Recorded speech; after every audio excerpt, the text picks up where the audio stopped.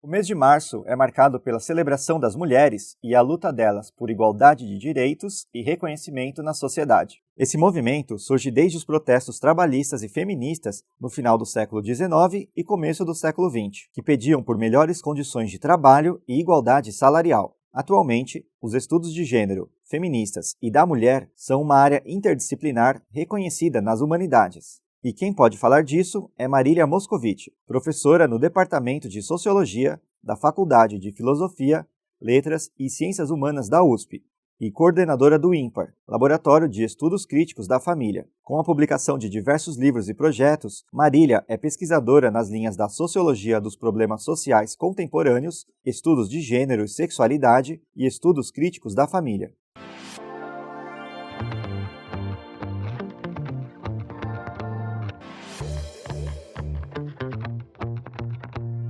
Bom, hoje eu queria compartilhar um pouco com vocês algo que todo mundo acha que sabe, mas não sempre sabe exatamente. E acho que a nossa função como universidade é justamente ajudar, né, a sociedade, o público em geral, os nossos alunos, a comunidade USP, as demais universidades, enfim. Nossa função é ajudar as pessoas a entenderem melhor a realidade social, né, o mundo social.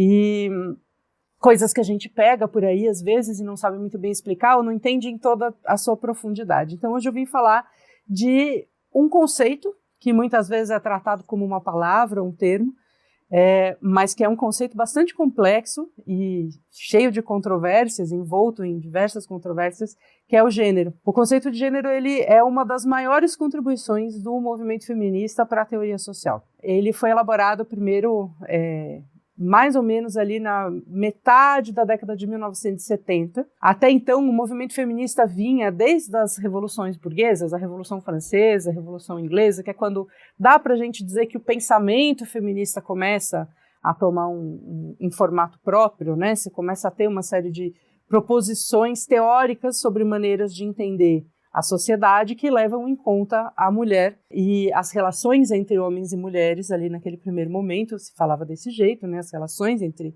homens e mulheres ou entre os sexos, como um fator construído socialmente que determina lugares desiguais na sociedade, né? Então, o movimento feminista vinha até a segunda metade do século XX, mais ou menos a metade ali da década de 1970, tratando isso de várias outras formas, que eu já conto para vocês daqui a pouquinho. Então, naquele momento, na década de 1970, se configura, digamos, esse conceito de gênero, e desde então, nunca mais o feminismo foi o mesmo, nunca mais a política foi a mesma, nunca mais as disputas até no Estado, né, sobre as políticas públicas, sobre as formas de entender a sociedade foram a mesma. Eu queria trazer um pouco dessa profundidade. Normalmente, nas aulas aqui na USP, eu trabalho esse tema em 6 meses. Eu vou tentar falar para vocês em 15 minutos, mas eu acho que vai dar para pelo menos ter uma noção, né? De saída, queria recomendar que, para quem quiser entender um pouquinho melhor, né, as complexidades desse conceito e seus impactos, tem um livro de uma autora australiana, Raewyn Connell, que é muito interessante e que traz um panorama bem amplo. Então, para quem não é especialista, para quem está começando, para quem tem curiosidade, chama-se Gênero, uma perspectiva global. Então, esse livro está publicado pela editora Universos e fica aí a recomendação de saída para quem quiser, em paralelo, depois desse vídeo, já fazer uma leitura introdutória. Tem também um artigo meu publicado recentemente, para quem já começou um pouco a entrar no tema, ou está fazendo iniciação científica, mestrado, está começando a estudar a parte de teoria de gênero, tentar entender esse conceito, que chama-se A Tríplice Semântica do Gênero. Foi publicada na Folio, revista de letras da Universidade Federal do Recôncavo Baiano, no finalzinho do ano passado, 2024. Então, fica a recomendação também, porque esse artigo ele traça um mapa das diversas formas de interpretar o conceito de gênero que a gente encontra hoje em disputa na produção teórica. Bom, então eu vou contar um pouquinho dessa história, que normalmente a gente demora 6 meses lendo um monte de texto para contar, mas acho que dá para a gente tentar resumir um pouquinho. Quando temos as revoluções burguesas, Revolução Francesa, Revolução Inglesa, a gente tem os primeiros registros de uma produção que dá para a gente dizer que é uma produção teórica ou filosófica feminista. Então, a gente tem um livro chamado A Reivindicação dos Direitos da Mulher, da Mary Wollstonecraft, e a gente tem um panfleto, né, não chega a ser um trabalho teórico, digamos, super acabado, mas é um panfleto de uma francesa chamada Olympe de Gouges, que chama-se Declaração dos Direitos da Mulher e da Cidadã. Então ela ia, Olympe de Gouges, lá nas assembleias da Revolução Francesa, enquanto o povo estava lá discutindo a Declaração dos Direitos do Homem e do Cidadão, ela ia lá e distribuía o panfleto falando que aquela Declaração dos Direitos do Homem e do Cidadão simplesmente deixavam de fora uma série de questões que eram muito pertinentes para as mulheres e para o lugar social que as mulheres ocupavam naquela sociedade em transição. No texto da Mary Wollstonecraft, o que ela faz basicamente é recuperar todas as argumentações iluministas, né, que as revoluções burguesas estavam trazendo, enfim, tentando reinterpretar, etc., para construir essa nova sociedade na Europa. Ela traz esses mesmos autores iluministas, mas discutindo até que ponto todas aquelas afirmações sobre o homem, com H maiúsculo, né, seriam de fato universais. Se a gente tem questões diferentes ali que aconteciam na sociedade para as mulheres, e em especial um dos focos da Mary Wollstonecraft nesse livro, né, nesse texto, esse ensaio filosófico, é justamente a educação. Tanto a Olympe de Gouges quanto a Mary Wollstonecraft, né, elas vão partir da ideia ali de que existem diferenças que seriam, né, para elas, naturais entre homens e mulheres, porém, a sociedade transforma essas diferenças supostamente naturais em desigualdades, né, em desvantagem para as mulheres, em opressão às mulheres, em limitações sociais e políticas às mulheres. Então, esse é o ponto central que une, né, essas formas de pensar iniciais, que dá para a gente dizer que são proto-feministas ou que são o comecinho de um pensamento feminista. Naquela época, porém, as mulheres, em geral, não tinham acesso, né, à universidade, aos espaços acadêmicos, aos espaços de discussão filosófica. Então, a produção de autoras mulheres, elas se concentrava muitas vezes na literatura, né, ela se concentrava em textos de outros tipos. Algumas mulheres, ao longo de um período bastante longo, aí, depois das revoluções burguesas, utilizavam pseudônimos masculinos para escrever em jornais, para escrever, né, em revistas, etc. Então, o processo de produção de pensamento filosófico sobre o próprio lugar das mulheres na sociedade e as relações que hoje a gente chama de gênero, ele durante um tempo ele foi um pouco mais esparso, ele não era concentrado. A própria universidade era muito diferente do que ela é hoje, as ciências sociais e humanidades completamente diferentes. Então a gente tem todo um processo de transformação que vai acontecendo para chegar no que a gente chama hoje, né, de estudos de gênero, estudos feministas, estudos da mulher, que é um espaço de produção teórica e científica sobre essas relações, essas questões que perpassam questões de gênero, entre outras, né.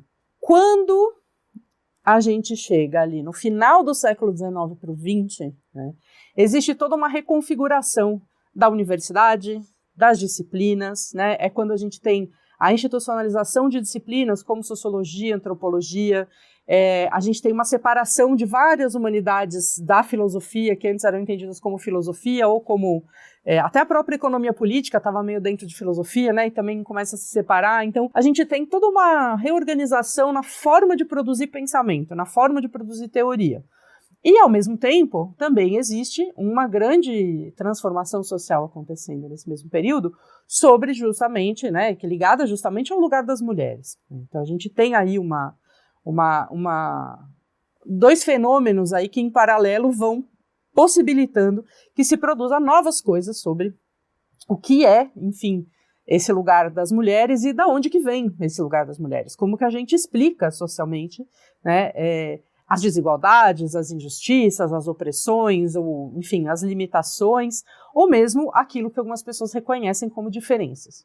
Tem uma obra muito marcante que tem carrega ali uma novidade, né, logo no comecinho do século XX, que é Sexo e Temperamento, da antropóloga Margaret Mead. A Margaret Mead, ela, ao trabalhar né, no Sexo e Temperamento, já vou falar um pouquinho desse livro, ela faz um movimento analítico, né, que é representativo de algo que estava acontecendo no momento, assim, não é que ela foi a única lá, um dia ela falou, nossa, eu vou falar diferente de todo mundo aqui, ela inventou isso. Não, é um processo, né, o diálogo já estava começando a acontecer desse jeito. Mas essa obra, ela marca uma virada analítica, que é a virada de o pensamento que está, né, se propondo ali feminista, o pensamento teórico, científico, dentro da universidade, da pesquisa, ele passa de uma abordagem que observava mulheres, ou homens e mulheres, para tentar trabalhar com uma categoria sexo,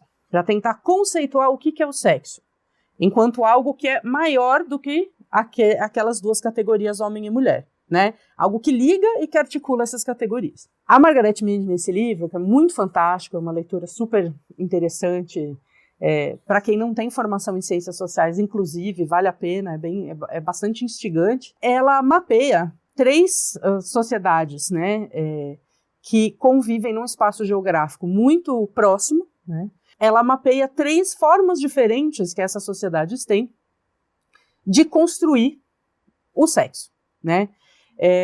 De construir aquilo que ela está chamando ali de temperamento de cada sexo. O que significa o ser feminino e o que significa o ser masculino. Ela observa que todos aqueles estereótipos que a gente chama de masculinos ou femininos, eles podem variar.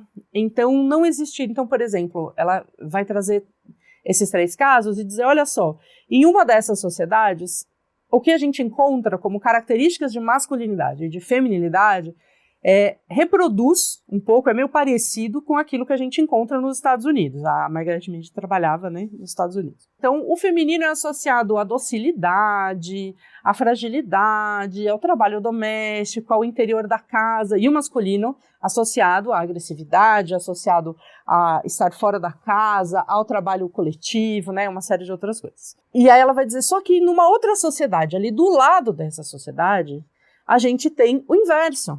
A gente tem uma outra sociedade em que essas coisas parecem invertidas. Então, os homens, na análise dela, né, claro, seriam entendidos como mais dóceis, mais o trabalho, né, a distribuição do trabalho coletivo ali naquela sociedade colocava os homens num lugar de cuidado, e as mulheres, né, num lugar externo, eram mais agressivas, eram mais brutas e tal. Então, tinha uma oposição ali. E uma terceira sociedade em que não era nenhuma das duas coisas. Todo mundo tinha o suposto temperamento sexual mais parecido, né? Não tinha grandes diferenças entre aquilo que se consideraria uma masculinidade e uma feminilidade. Isso é tudo análise da Margaret Mead, tá? Esses 3 casos que ela traz, né, servem para ela dizer, olha só, o sexo, aquilo que a gente chama de sexo, né, essa marca que a gente chama de sexo, que conferiria, em tese, né, uma série de características das pessoas, né, ser mais masculino, mais feminino, mais dócil, mais agressivo, etc., não é natural. Essa não é uma determinação natural, né? Então, não dá para a gente afirmar. Esse é o ponto central do que a Margaret Mead está trazendo e que é bastante representativo daquilo que naquela época se começa a configurar. Então, não adianta a gente olhar, né? Tem dois pontos-chave nessa obra para a gente entender o quanto ela marca ali uma virada de produção de pensamento sobre esse tema. A primeira que bom, olha só, a gente não dá para a gente olhar isso em termos de homem e mulher, porque essas não são descrições da natureza, não são categorias estáticas. Então a gente precisa entender que existe um sistema que atribui essas características. E esse sistema que atribui essas características, que é a segunda coisa que ela vai propor, ele não é um derivado da natureza. Ele é construído socialmente e a gente consegue provar com evidência. Um pouquinho depois da Margaret Mead, né, tem uma outra autora que também vai trabalhar com a categoria sexo e que a gente pode dizer que produziu a primeira obra teórica, lembrando que o texto da Margaret Mead é uma etnografia, então ela está discutindo um caso empírico para elaborar, né, algumas proposições teóricas ali, mas a primeira obra que vai tentar configurar aí uma teoria sobre esse conjunto de relações e que vai trabalhar também a partir uma conceituação de sexo, né, é ninguém menos do que Simone de Beauvoir, né, com o segundo sexo. Tem uma curiosidade sobre esse livro que eu gosto muito de contar nas aulas, que é a Simone de Beauvoir, ela contava, né, que quando ela escreveu o segundo sexo, ela não escreveu como um livro feminista. Eu acho sempre muito interessante esse caso, porque lembra a gente um pouco de que as obras, né, e as produções, elas não circulam de maneira muito linear, muito quadradinha. É sempre apropriações, as pessoas interpretam, reinterpretam, né, disputam. Gente, não é requerer, esqueci a palavra. Reivindicam. Disputam, reivindicam. Então, é bem interessante, né, que ela não tenha escrito o segundo sexo como uma obra feminista, mas que essa obra tenha se tornado, talvez, a primeira grande produção teórica de fôlego que dá pra gente, né, que a gente diria que é teoria feminista ou que está em estudos feministas. A Beauvoir dizia que quando ela escreveu essa obra, O Segundo Sexo, ela estava tentando fazer um exercício filosófico existencialista, mas partindo do caso da mulher. E ela, inclusive, disse depois, também no final da vida, que se ela fosse reescrever O Segundo Sexo, né, já madura, já mais velha, ela teria escrito O Segundo Sexo do ponto de vista materialista e não do ponto de vista existencialista. Não vou entrar aqui em grandes detalhes sobre a diferença de escolas filosóficas, né, princípios epistêmicos aí que organizam essas diferentes formas de interpretar a realidade, mas é bastante interessante que ela mesma também acompanhou, né, fez reflexões posteriores aí sobre o potencial dessa obra e dessa teoria. O que interessa pra gente aqui nessa linha de raciocínio sobre o segundo sexo é que o segundo sexo, ele dá um passo a mais, né? Ele vai um pouquinho além do que o pensamento feminista na época estava propondo em relação a essa categoria sexo. Lembrando que a gente começa lá com homem e mulher, né? Primeiro mulher, vamos falar aqui de mulher, mulher, mulher, daí homens e mulheres, daí se passa a falar de sexo, então se passa a falar de uma categoria que organiza essas outras duas categorias, e quando Simone de Beauvoir ela elabora o sexo como um conceito, não mais só como uma categoria, ela vai propor que o sexo ele é um sistema.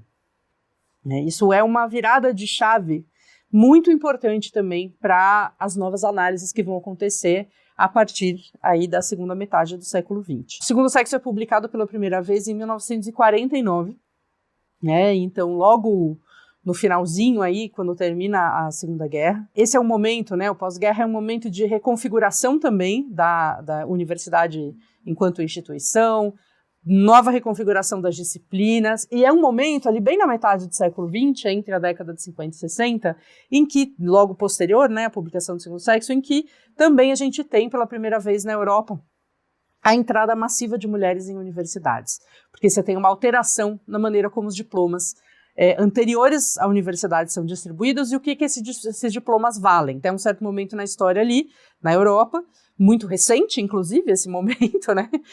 Os diplomas das escolas para mulheres, eles não davam acesso direto à universidade.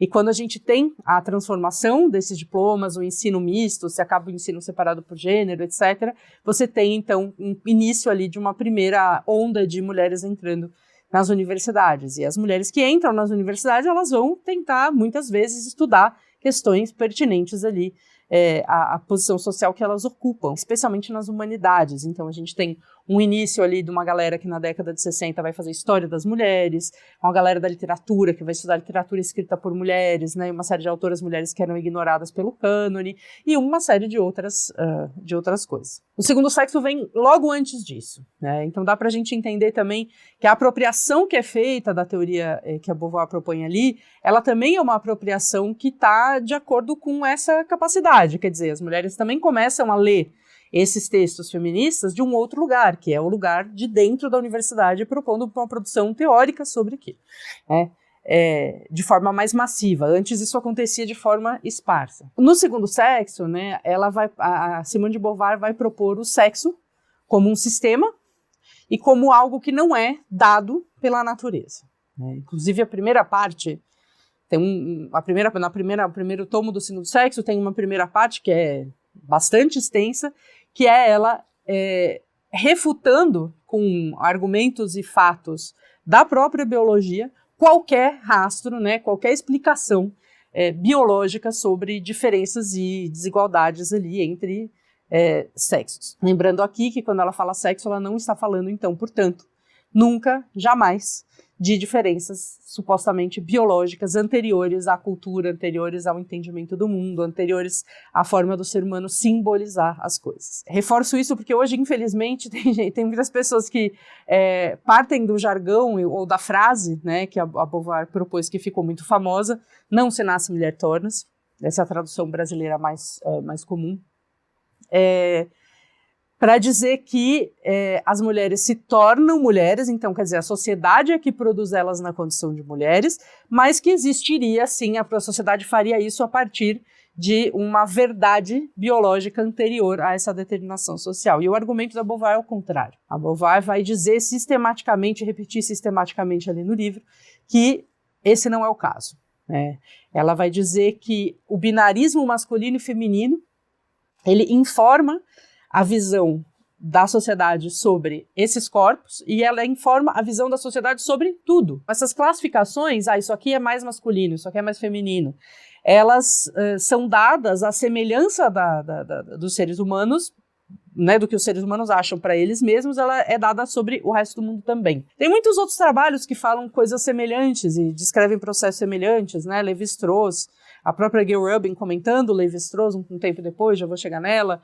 O próprio Bourdieu com a dominação masculina, né? Também vai trabalhar um pouco nesse sentido de entender masculino e feminino como um sistema que divide e interpreta coisas no mundo, inclusive coisas inanimadas. Então existe toda uma série de trabalhos e autores que vão também mapear isso depois. Mas a Beauvoir faz isso ali em 1949, de forma bastante pioneira. Então isso importa pra gente porque é uma mudança analítica, né? Uma mudança na chave de analisar essas relações. Esse texto vai ser apropriado pelo movimento feminista como uma leitura bastante fundamental por vários motivos, e em vários pedaços dessa leitura, mas o principal e o que acaba ficando mais popular, também inclusive por meio da tal frase, é que bom, o nosso destino não está determinado, né, pela formação biológica do nosso corpo. Porque esse era um discurso, ainda é hoje, um tanto, mas era muito mais forte na época que ela escreve, um discurso de que, então, poxa, né, a sua função biológica, natural, evolutiva, é casar, é ter filhos, é engravidar, é ficar cuidando, etc., né? Então, esse argumento de uma suposta natureza que prende num destino, né? Acho que esse é o ponto central que foi apropriado no movimento político a partir da publicação do texto da Beauvoir. Na década de 60 e 70, então, a gente tem esse movimento de reconfiguração aí das universidades, que eu mencionei, a gente tem as mulheres entrando nas universidades, e a gente tem também a Guerra Fria. E na Guerra Fria a gente tem um crescimento bastante importante, né, das discussões feitas dentro de uma chave de análise marxista, em todas as universidades, né, enfim, na América do Sul, nos Estados Unidos, na Europa, a gente tem uma aproximação, né, com teorias marxistas em diversos grupos aí. E tem também, em paralelo, junto com isso, né, e também um pouco por causa disso, uma discussão bastante importante sobre o papel da universidade. Quer dizer, para que é que a gente fica aqui na universidade estudando tudo enquanto, sei lá, as pessoas estão lá morrendo no Vietnã, ou o Estado está aqui prendendo e torturando, né? Então, como que a gente articula isso para que a universidade produza também coisas que têm uma relevância social, um sentido na luta política, um sentido na construção de um mundo um pouco mais justo, etc. Isso importa para a gente para entender por que o movimento feminista se junta com a universidade de alguma forma nesse período. Então, a gente tem a construção nesse período do que dá para a gente chamar de estudos da mulher, estudos feministas no primeiro momento, e que vem justamente com essa preocupação. Nos Estados Unidos, por exemplo, você tinha uma entrada muito importante ali das mulheres nas universidades, professoras muito jovens e tal, que estavam ligadas aos movimentos feministas e tentavam juntar essas duas coisas. Né, dentro da universidade, tentar ter uma preocupação feminista, mas produzir teoria que fosse teoria científica, teoria social. Na França, nesse período a gente viu, né, a França viu construção de um quadro teórico feminista bastante interessante, num espaço de diálogo ali, que era o que a gente chama de feminismo materialista francês. Tem um artigo bastante interessante para quem tiver curiosidade de saber um pouco mais, né, do conjunto de pensamento dessas autoras francesas nessa época, que é o artigo da Mayra Abreu, que se chama Feminismo Materialista na França, Sócio-História de uma Reflexão. Facinho de encontrar, tá público, aberto, só entrar pelo Google Acadêmico que vocês acham e baixar. Uma coisa bastante interessante em termos teóricos que esse grupo de autoras produziu nessa época, né, elas produziram uma série de conceitos, categorias, enfim, formas de articular ali interpretações, que tentavam, na verdade, partir um pouco do método de análise, né, do materialismo histórico marxista, sem se ater à tradição marxista, né, mas usando o método, para tentar examinar o fenômeno social concreto das mulheres, da posição das mulheres, da opressão das mulheres. Então, o objetivo delas ali, teórico, era um pouco esse, né? Então, elas vão produzindo uma série de reflexões, uma série de categorias, conceitos, enfim, tem várias. Então, a ideia era um pouco assim, né? Tentar explicar de que maneira, para elas, né? Da mesma forma que a burguesia exploraria a classe trabalhadora, o homem exploraria a mulher dentro da casa, pelo casamento e tal. Tem bastante reflexões que estão associadas um pouco com esse princípio, embora não seja só isso. Elas também fazem reflexões sobre raça, fazem reflexões sobre uma série de outras coisas ali. Mas tem um conceito que surge nesse diálogo que é bastante interessante, que é o conceito de relações sociais de sexo, né?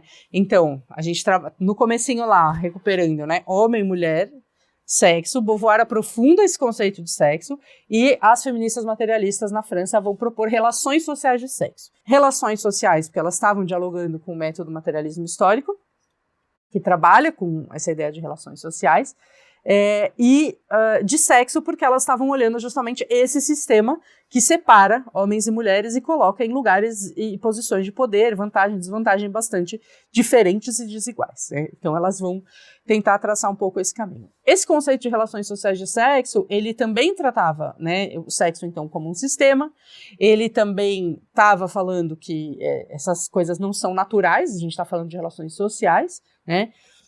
Mas elas também estavam propondo que ele estava articulado com outras estruturas sociais, como, né, a distribuição de riqueza, a produção, a economia, etc., né, por um lado. E por outro lado, elas estavam dizendo também que a gente está falando ali de relações de poder bastante desiguais. Então, esses pontos são importantes, que foram avanços ou refinamentos aí teóricos que contribuíram bastante com tudo que a gente vai ver a partir da década de 70. Só que a gente tem que entender também que o pensamento produzido dentro da universidade, em correntes teóricas e nos movimentos políticos, né, ele nem sempre circulou por aí tão facilmente quanto hoje. Hoje em dia alguém publica uma coisa e quase imediato está o mundo inteiro sabendo que foi publicado. Você faz uma divulgação, né, em rede social, a internet, puf, né? Mas antes as coisas eram publicadas, os textos precisavam sair impressos, então as pessoas precisavam descobrir que existia para ver onde tinha para comprar ou para conseguir obter, para ir atrás, né? Bibliotecas, ou enfim, o processo era muito mais longo e também existia. Tem uma coisa que acontece nessa segunda metade aí do século XX que é importante para entender como as diferentes correntes teóricas do pensamento feminista interagem a partir, né, desse período, que é também uma divisão política, acadêmica, que acontece um pouco, que é uma certa disputa entre o pensamento produzido em francês e o pensamento produzido em inglês. Então a gente tem lá as francesas produzindo esse corpo teórico e conceitos como relações sociais de sexo, mas a maneira como isso circula depende de uma série também de processos institucionais, resistências, né? Nos países de língua inglesa, o anticomunismo ele era ainda mais forte, né, na Guerra Fria, como os Estados Unidos. Então, a associação dessa produção teórica também com um certo pensamento marxista também faz com que circule mais em alguns lugares do que em outros. Então, você tinha uma certa disputa que acontecia ali, entre pensamentos produzidos, né, ou teorias produzidas em diferentes idiomas, ou de diferentes países, ou enfim. Então, essas coisas também determinam como as teorias interagem, né, em novas produções. Eu queria ressaltar um pouco, né, que uma coisa muito importante para a gente entender como é que o pensamento circula e vai se refinando nessa época é a circulação de pessoas, né? As pessoas viajavam. Então, quando eu falo das relações sociais de sexo, tem uma coisa bastante interessante para a gente observar, especialmente porque eu gosto de pensar sempre a partir do Brasil, né? Sempre a partir daqui da produção teórica e feminista brasileira, que é o fato de que a gente tinha uma série de exiladas políticas das ditaduras aqui no Cone Sul todo, na verdade, que estavam na França. E que, na França, tomaram contato com essa produção teórica bastante relevante dessas pensadoras feministas da época. Esse tipo de teoria, né, e conceitos como relações sociais de sexo, influenciaram muito a produção teórica feminista incipiente no Brasil a partir da década de 80. Então, é bastante interessante a gente pensar nisso, mas isso tudo é só um parênteses por enquanto, né? O que eu quero mostrar aqui é que a gente tem uma série de elaborações importantes e que nem sempre estão dialogando com tudo que está sendo produzido ao mesmo tempo, instantaneamente, ali na época. Nos Estados Unidos e na Inglaterra, né, você tem uma construção teórica na mesma época que vai passando ali por uma série de disputas também dentro dos movimentos feministas, nas suas relações com a esquerda, e etc. E se tem dois fatores bastante importantes que vão contribuir na década de 60 e 70 para que, na teoria feminista anglófona, né, ou seja, produzida em inglês, pensada em inglês originalmente, o conceito de gênero venha a ser elaborado ou discutido. A primeira delas é que existia, e já desde muitas décadas antes disso, né, reivindicações políticas bastante marcadas de feministas negras, especialmente nos Estados Unidos, questionando a própria categoria mulher. Toda essa historinha que eu contei aqui de Europa, né, lá das revoluções burguesas e etc., em paralelo você tinha o tempo todo mulheres negras questionando a categoria mulher e dizendo, bom, vocês estão fazendo um movimento que está dizendo que é sobre mulheres, mas e as mulheres negras? Como que, né, como é que você pode construir um movimento que está falando sobre mulheres, liberdade, etc., sem considerar que uma mulher pode oprimir a outra? Né? Uma mulher branca pode oprimir uma mulher negra. Uma mulher branca pode oprimir um homem negro. Né? Quando chega no período da Guerra Fria, que você tem um acirramento ali de novo, né, de uma série de ações racistas organizadas, Ku Klux Klan e etc. ali nos Estados Unidos, as feministas negras vão fazer uma série de denúncias, né, dizendo, olha só, como é que você pode falar de defesa da mulher e etc. se a gente tem, ou que a mulher está nesse lugar de sempre ser oprimida, né? Como é que a gente pode adotar uma teoria feminista que fala que a mulher está necessariamente sempre sendo oprimida em relação a qualquer homem, como se isso fosse abstraído da racialidade. A gente tem nos Estados Unidos uma série de fatos, né, registrados, e as feministas negras vão recuperar, sistematizar, usar isso como argumento repetidamente nesse período da segunda metade do século XX, uma série de casos em que mulheres brancas denunciam falsamente, né, homens negros como estupradores, né, então acusando eles de estupro, para tentar se liberar digamos, da opressão ou de retaliações sociais que elas sofreriam por questões ligadas à sua condição de mulher, como, por exemplo, a sua condição de mulher branca, né? Como, por exemplo, ter perdido a virgindade antes do casamento, né? Ter engravidado, etc. Então, a gente tem uma série de casos desse tipo, e as feministas negras vão dizer, olha só, a gente tem evidência aqui, você vai dizer que essa mulher branca não está oprimindo esse homem negro, né? Com base, porque pelo gênero, se a gente abstrair da raça, ela é mulher, ele é homem, então ela não pode oprimir ele, então não faz sentido. Então já vinha se construindo todo um argumento político, e que também vai ser formulado de forma teórica por uma série de autoras negras a partir da década de 60 nos Estados Unidos, né, de forma bastante refinada, para dizer que essa relação homem-mulher estática dentro de um sistema supostamente hierárquico que não muda nunca e que está isolado de outros sistemas simbólicos e de representações sociais, que isso aqui não funciona. Isso aqui não explica, não funciona, não é isso. não dá pra gente ir por aí, né? Esse é um lado. E esqueci qualquer outro lado. Lembrei. E em paralelo, a partir da década de 70, especialmente, você tem uma reconfiguração, isso acontece no mundo todo, mas nos Estados Unidos isso se junta com o feminismo na produção política e teórica, que é a organização de um movimento que hoje a gente chama de LGBT, né? É o LGBTQIAP+, ou LGBT+, enfim, organizado. O movimento LGBT já vinha também, desde a virada do século XIX para o XX, pelo menos acumulando uma série de produções literárias, filosóficas, artísticas, fora da universidade. Esse era um tema bastante tabu, né, dentro da universidade. Mas a gente tem iniciativas como o Instituto de Sexologia ou de Ciências Sexuais, eu gosto de falar mais porque eu acho mais sexy, do Magnus Hirschfeld, em Berlim, mas que com a Segunda Guerra, né, com o crescimento do nazismo, do fascismo na Segunda Guerra, isso foi tudo queimado, literalmente. Então a gente tem uma série de produções que foram destruídas, né, e que foram perdidas ao longo do tempo. A própria obra da filósofa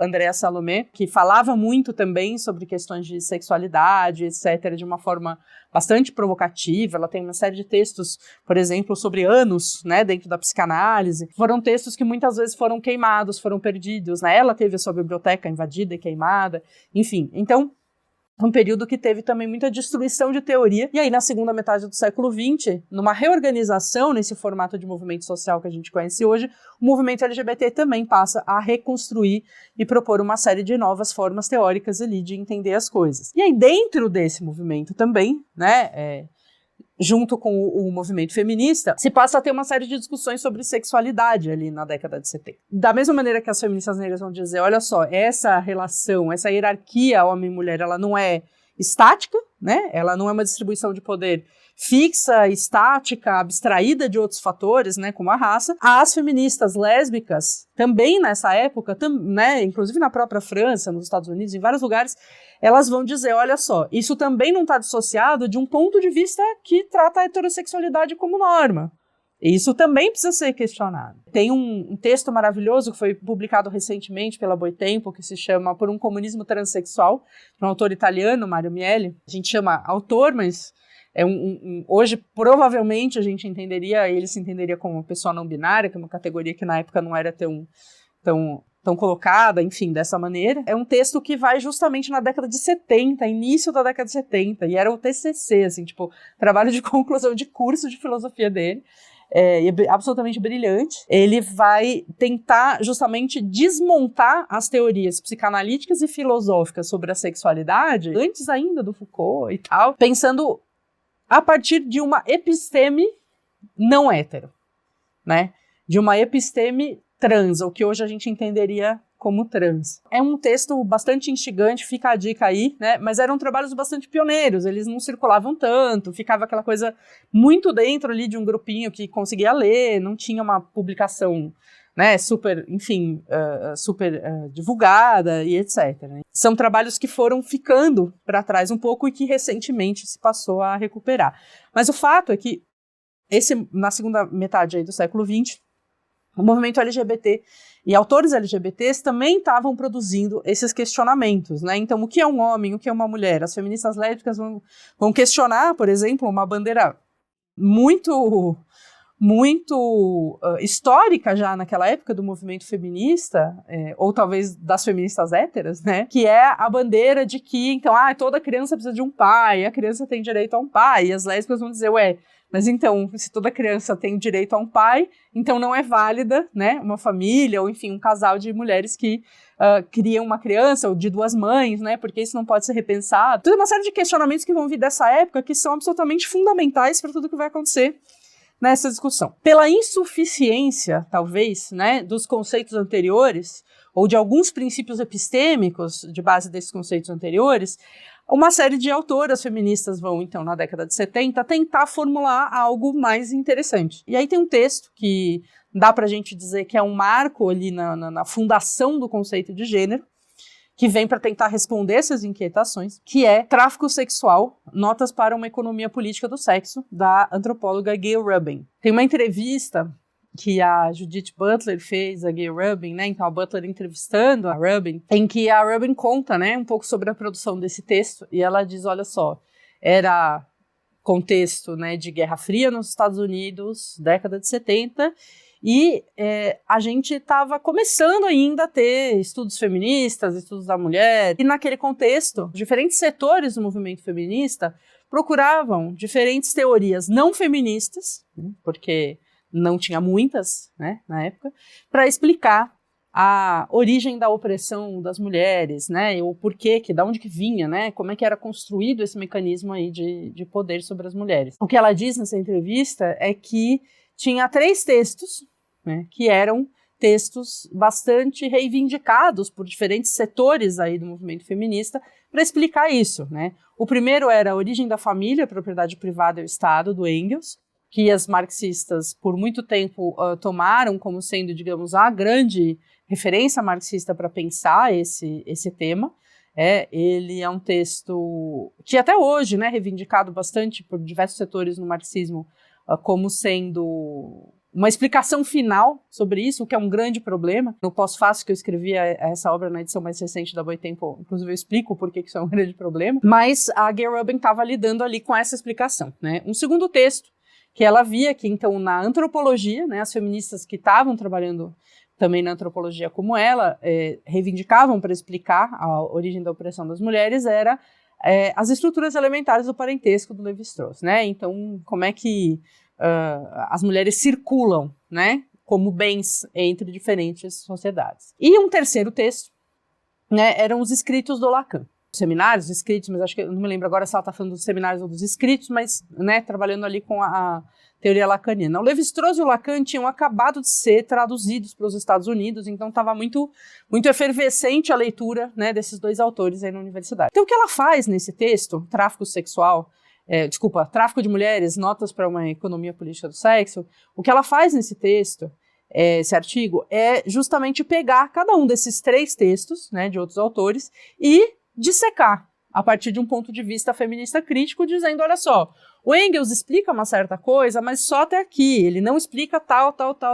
O Lévi-Strauss explica só até aqui, mas não explica isso e aquilo. O Lacan, mesma coisa e tal. Além de antropóloga, Gayle Rubin era uma militante do movimento feminista, uma militante do movimento LGBT, lésbica, estudiosa, né, da população LGBT, então ela estudou a população LGBT há muito tempo, estudiosa da sexualidade e praticante de BDSM. Uma série de coisas que ela via, né, no movimento BDSM, no movimento LGBT, no próprio feminismo, faziam com que ela trouxesse uma série de casos paradigmáticos no texto para desconfiar um pouco, né, das explicações desses autores como explicações finais, acabadas e completas sobre o que é essa opressão e como ela funciona, né? E para dar conta dessa explicação, ela vai propor que a gente não está falando de sexo, mas de um sistema sexo-gênero. Essa é a primeira versão teórica ali de conceituação de algo que vai virar depois o conceito de gênero é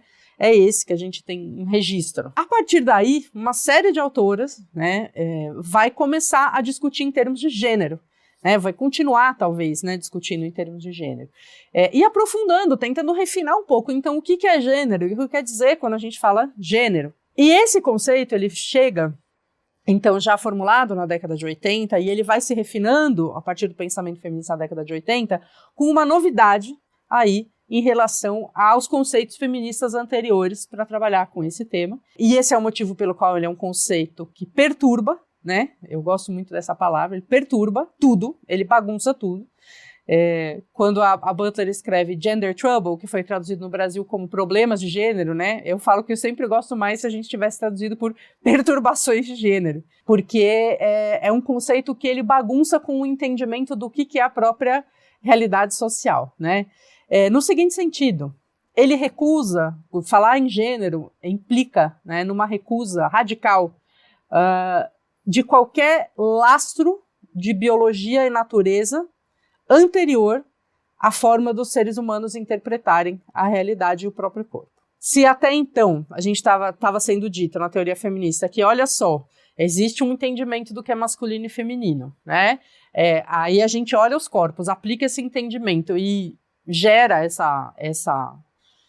essas desigualdades, transforma, né, essas desigualdades, mas existe ali uma diferença sexual que vem da natureza, o conceito de gênero vai recusar essa ideia da diferença sexual. Né? Ele vai dizer, olha só, nosso próprio conceito de algo ser diferente de outra coisa já vem da cultura, já é da sociedade, já é historicamente determinado. A gente olhar duas genitálias e dizer que elas são diferentes e não parecidas, olhar um corpo, né, dito feminino e um corpo dito masculino e dizer que eles são opostos, que eles são diferentes, sendo que não tem nada na natureza que se pareça mais com um corpo humano do que outro corpo humano, ainda que sejam, né, um corpo masculino e um corpo feminino, isso é uma determinação da cultura, e ela é situada historicamente, ela não foi sempre assim, ela muda, etc. Então, toda a produção teórica feminista que vai lapidar o conceito de gênero vai nesse sentido. A Judith Butler, na década de 90, então,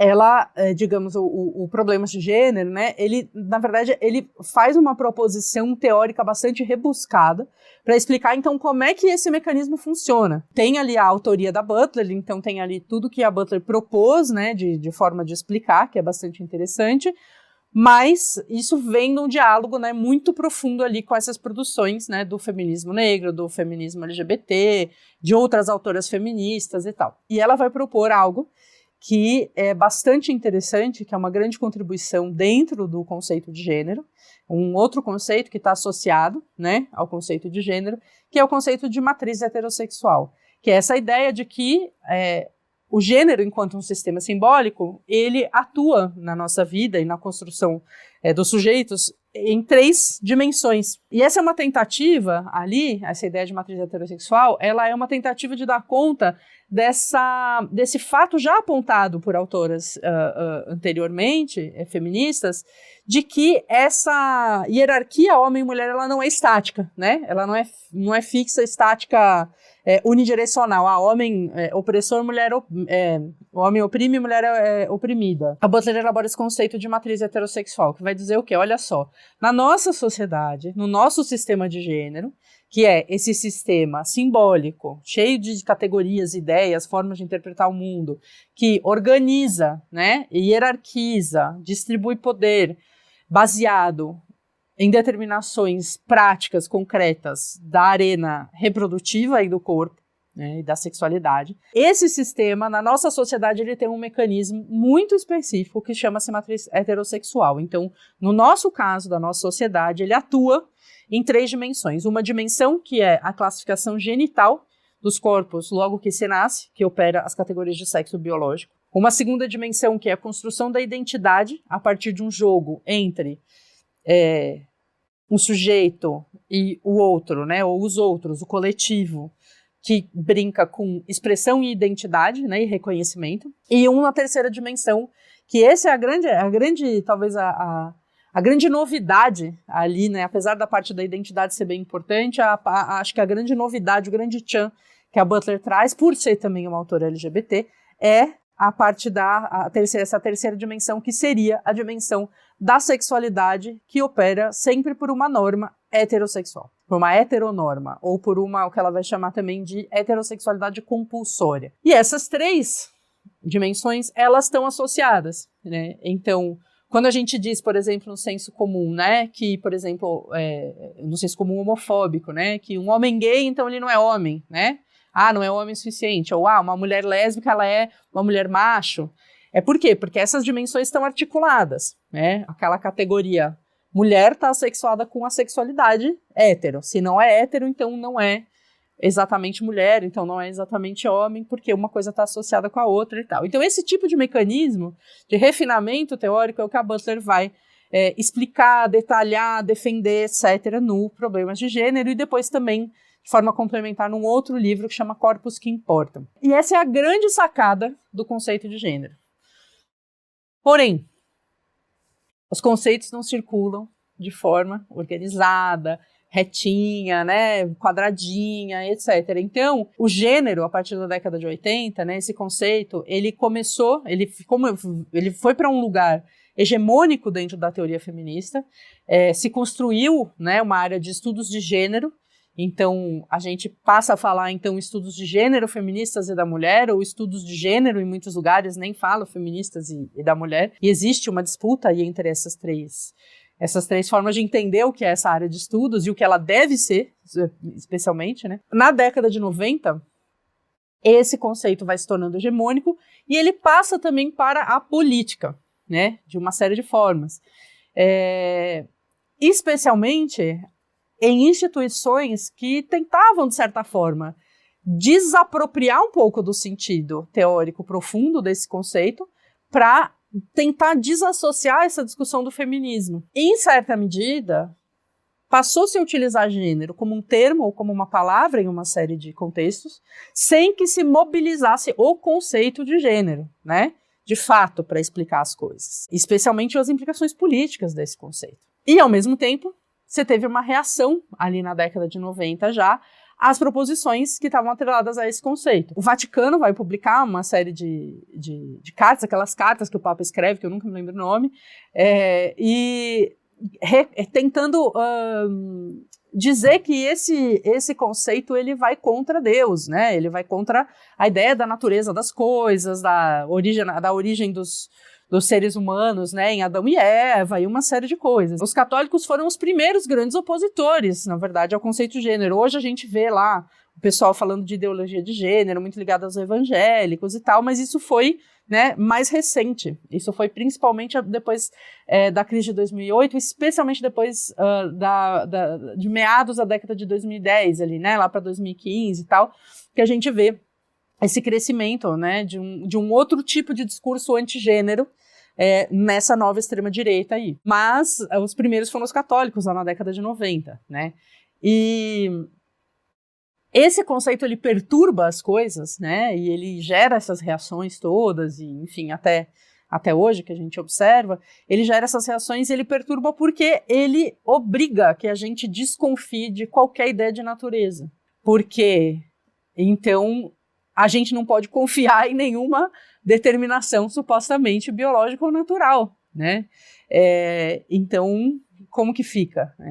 Como que ficam esses argumentos quando a gente tem que fazer isso? E no caso do movimento feminista, ele perturba, e ele também vai ter uma série de discussões dentro do movimento feminista, e existem ainda hoje feministas tentando disputar e dizer, olha só, sou contra o conceito de gênero, etc., porque ele obriga que a categoria mulher seja deslocada para outro lugar dentro do quadro de ação política do movimento feminista. A Butler abre o Problemas de Gênero com a seguinte pergunta, né?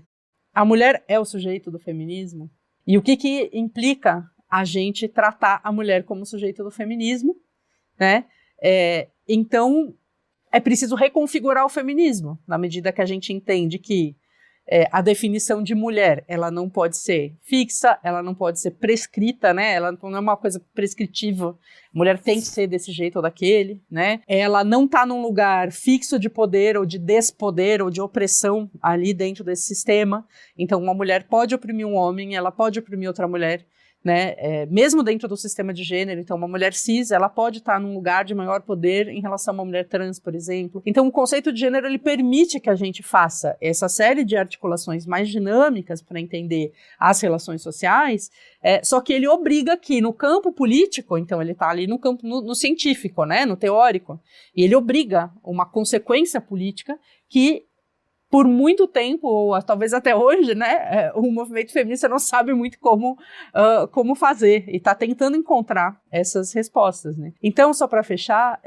eu queria trazer essa história aqui para a gente pensar, né, que em 2025, qual é a implicação, né, da gente manter um feminismo centrado exclusivamente na mulher, o que coloca a categoria mulher num certo lugar, e como é que ferramentas teóricas como gênero, né, o conceito de gênero, ou outros também, ajudam e permitem que a gente elabore uma política feminista melhor, mais eficaz, mais justa, mais democrática, mais abrangente. Como é que a gente pode pensar essas coisas? Então, trouxe um pouquinho dessa história para compartilhar com vocês e, quem sabe, a gente tentar decifrar esse grande enigma de traduzir um conceito para a nossa prática política.